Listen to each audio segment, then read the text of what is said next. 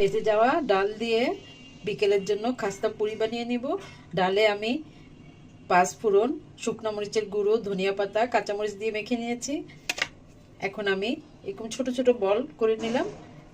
এখন পুরিটা আমি বানিয়ে নিব। ডালের একটা বল ঢুকিয়ে দিলাম। এভাবে চেপে চেপে উল্টো দিকে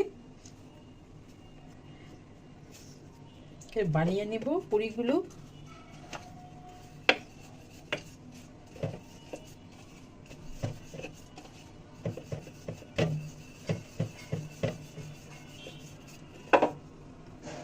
হয়ে গেল আমার পুরি।